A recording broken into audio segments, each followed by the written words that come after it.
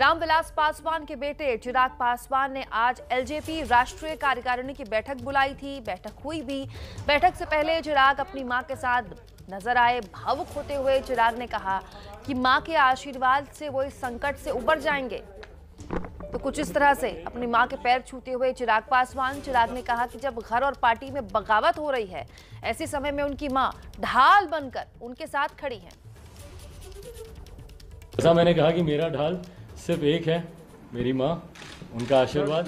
तो आज इस यात्रा की घोषणा की शुरुआत इनके आशीर्वाद से मैं कर रहा हूँ।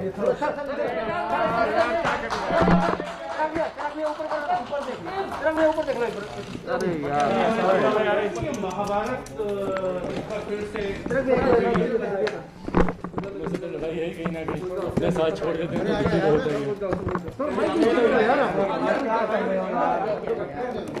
पापा का आशीर्वाद है, मम्मी का आशीर्वाद है।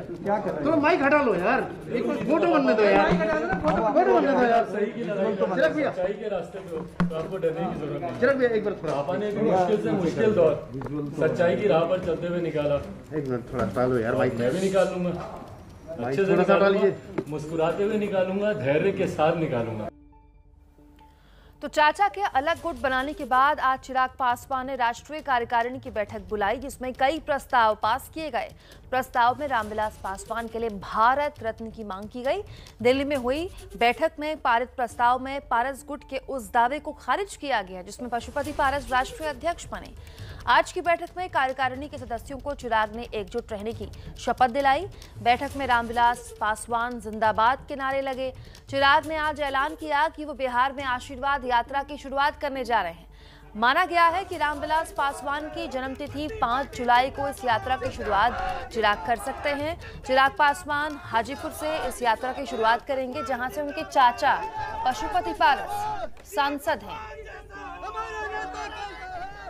चिराग पासवान गुट लोक जनशक्ति पार्टी की आज चिराग क्या फैसला लिया गया? 5 प्रस्ताव राष्ट्रीय कार्यकारिणी में 5 प्रस्ताव पारित किए गए हैं, जिसमें मुख्य प्रस्ताव जिस तरीके से निष्कासित नेताओं ने पार्टी को धोखा देने का काम किया और उन्होंने स्वतः अपने आप को राष्ट्रीय अध्यक्ष घोषित करने का काम किया, जिन्होंने हमारे नेता आदरणीय रामविलास पासवान जी के सिद्धांतों को, उनके सपनों को, उनकी नीतियों को ठोकर मारने का काम किया, ऐसे नेताओं के प्रति घोर निंदा समिति के सदस्यों द्वारा जाहिर की गई है। इस बात की उन्होंने विरोध दर्ज कराया है कि जिस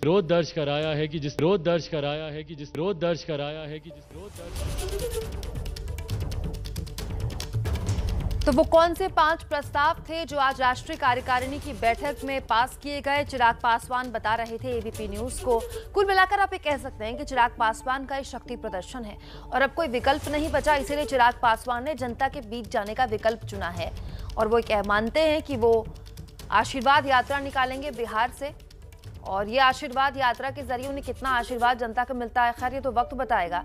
लेकिन महत्वपूर्ण ये है कि हाजीपुर से वो इस यात्रा की शुरुआत करने जा रहे हैं। क्यों? क्योंकि उनके चाचा पशुपति पारस हाजीपुर से ही सांसद हैं। हालांकि इससे पहले उन्होंने कहा आज की मेरी इकलौती ढाल और मुश्किल वक्त में मेरी सबसे बड़ी साथी मेरी माँ है, इसीलिए माँ का पैर छूकर ही मैं इस अभियान की शुरुआत करने जा रहा हूँ। एबीपी न्यूज से क्या कहा चिराग पासवान ने, सुनिए। को, उनकी नीतियों को ठोकर मारने का काम किया, ऐसे नेताओं के प्रति घोर निंदा समिति के सदस्यों द्वारा जाहिर की गई है।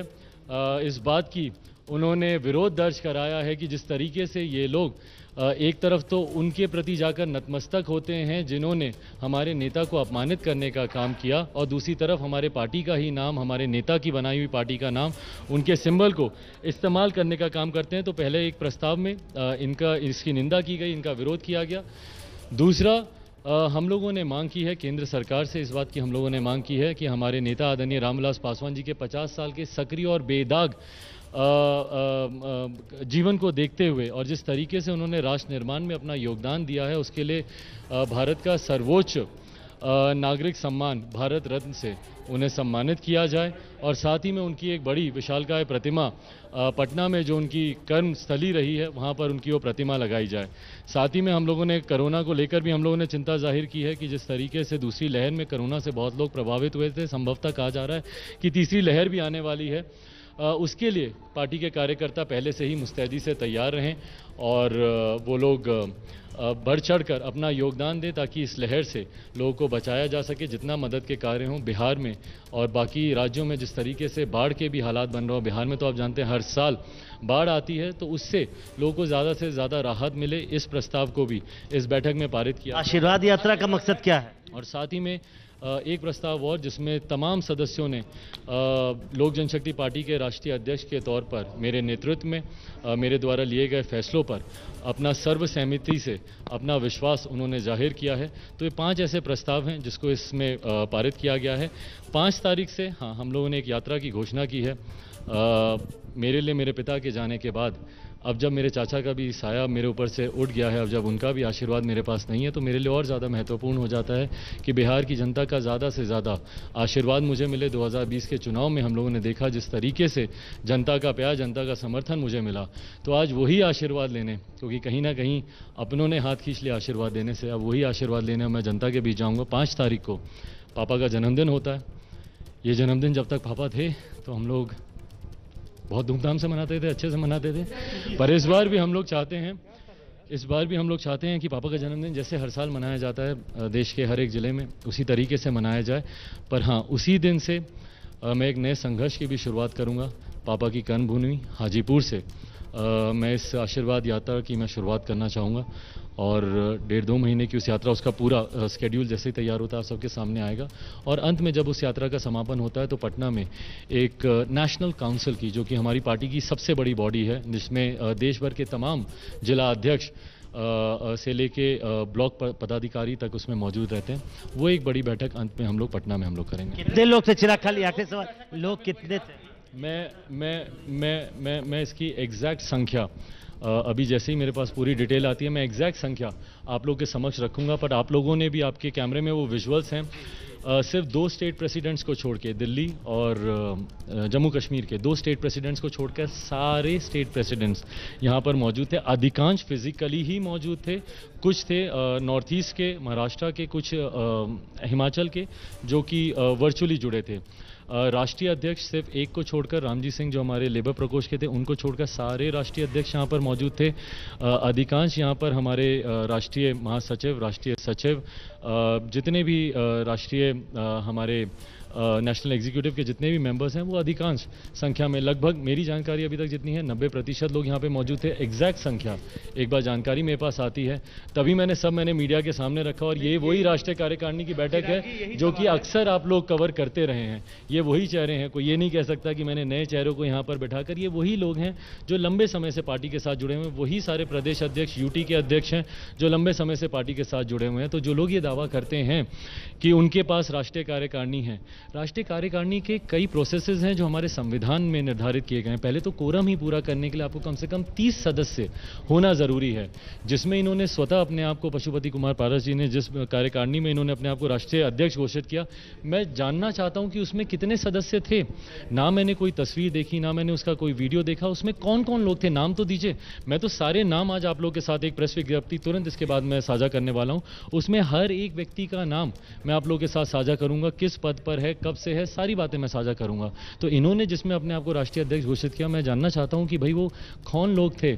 और उसके बाद जो नई कार्यकारिणी इन्होंने 6-7-8 लोगों की बनाई है, मेरे हिसाब से, मेरी जानकारी में सिर्फ मात्र 2.5 का भी आंकड़ा पूरा नहीं हुआ, मात्र 9 लोग ऐसे हैं जो इन लोगों के साथ गए हैं। पर अगर उससे ज्यादा हैं तो ये अपनी जानकारी में दे दे, क्योंकि आज तो मैंने अपनी जानकारी पूरी तरीके से आप सबके सामने खुले रूप से रखी। आयोग से भी मिलेंगे आप लोग, क्यों बताएंगे कि कार्यकारिणी के सारे सदस्य आपके साथ? नहीं, देखिए, अब चुनाव आयोग को हम लोग सारी जानकारी दे चुके हैं, अब ये चुनाव आयोग के ऊपर है।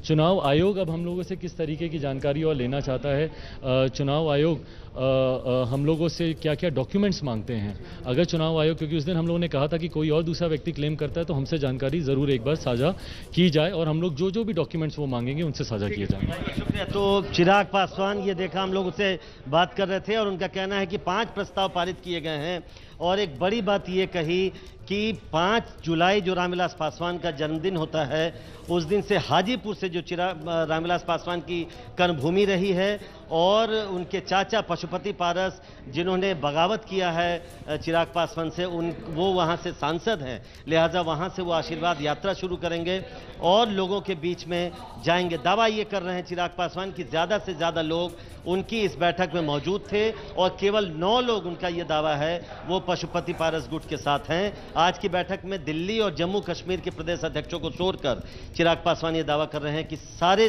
अध्यक्ष मौजूद थे, लिहाजा पार्टी की जहां तक बात है, पार्टी के ज्यादातर लोग उन्हीं के साथ खड़े हैं। तो अब जो एलजेपी की लड़ाई है वो चुनाव आयोग पहुंची है और दोनों ही पक्षों से अपने अपने दावे किए जा रहे हैं। कैमरामैन राजेश कुमार के साथ प्रशांत, एबीपी न्यूज, दिल्ली। तो चिराग पासवान क्या कह रहे हैं हमने आपको सुनाया, लेकिन ये एक पक्ष है। पशुपति पारस ने कहा है कि चिराग आशीर्वाद यात्रा निकालने के लिए स्वतंत्र हैं, वो निकाल सकते हैं, लेकिन वो खुद को एलजेपी से निष्कासित ही समझें, एलजेपी के बैनर का इस्तेमाल भी ना करें।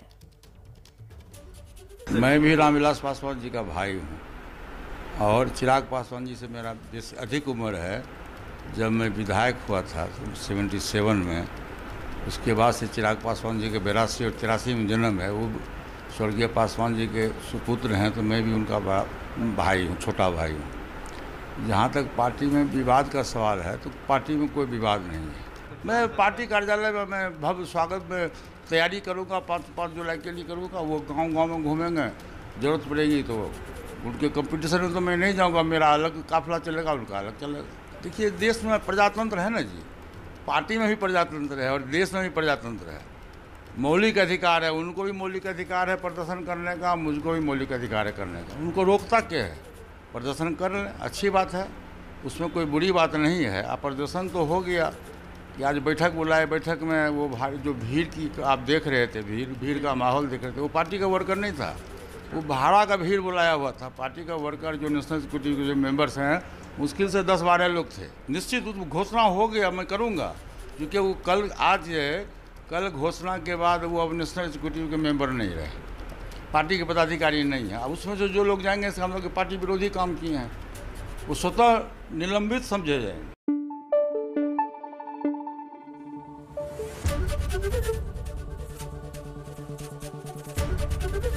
एबीपी न्यूज आपको रखे आगे।